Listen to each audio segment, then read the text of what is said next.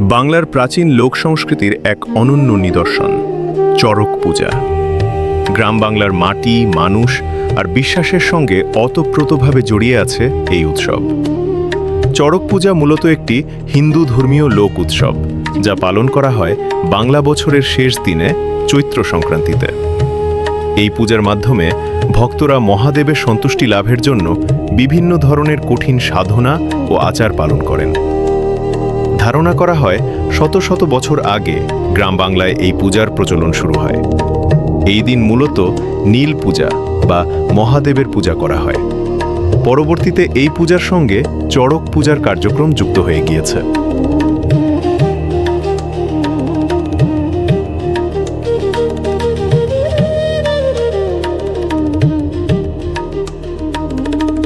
অনেকেই মনে করেন কৃষিকাজের সঙ্গে এই উৎসবের সম্পর্ক রয়েছে। নতুন বছরের আগে ভালো ফসল ও সুস্থ জীবনের আশায় মানুষ এই পূজা করত। চড়ক পূজার সবচেয়ে আকর্ষণীয় অংশ হল চড়ক গাছ। একটি উঁচু খুঁটির সঙ্গে দড়ি বেঁধে ভক্তরা ঘূর্ণায়মান অবস্থায় আকাশে ঝুলে থাকেন। এছাড়াও দেখা যায় শরীরে কাঁটা ফোটানো, আগুনের ওপর হাঁটা বা অন্য কঠিন সাধনার দৃশ্য।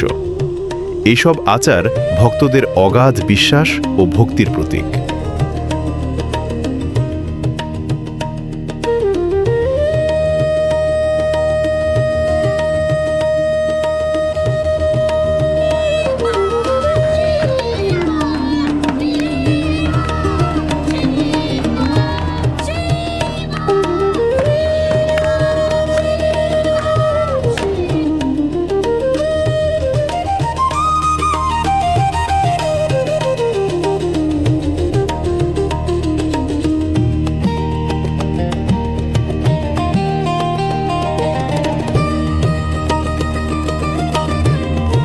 শত বছরের ঐতিহ্য ও ধারাবাহিকতায় কোটালীপাড়ার পিঞ্জুরি গ্রামে অনুষ্ঠিত হয় এই চড়ক পূজা।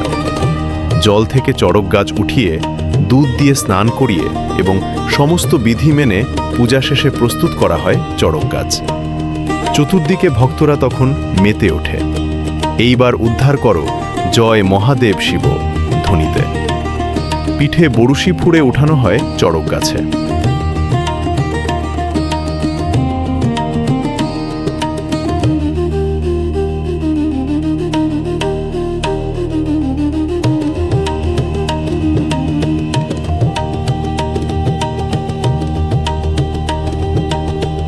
একজন লোক পিঠে বড়শি ফুঁড়ে মহাদেবের চরণে নিজকে উৎসর্গ করে। সমস্ত ব্যথা তখন সঁপে দেয়া হয় ভক্তিতে।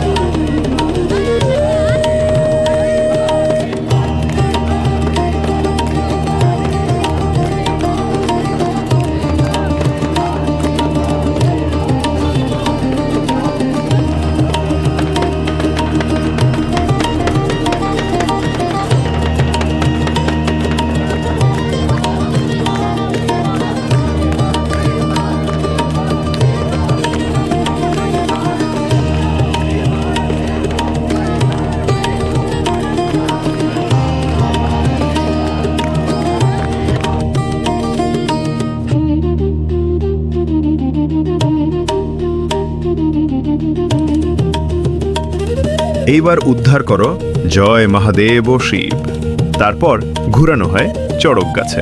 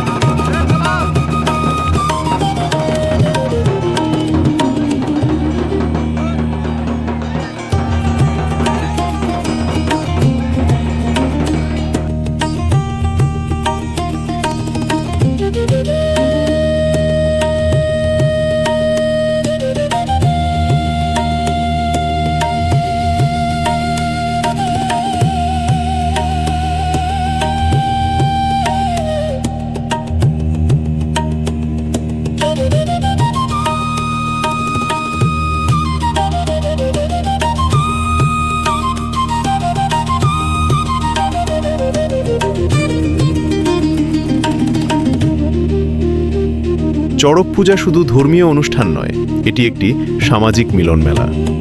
গ্রামে বসে মেলা, বসে মাটির হাঁড়ি পাতিল, ঘোড়া, চটপটি, ফুচকা, নাগরদোলা এবং নানা সাংস্কৃতিক আয়োজন।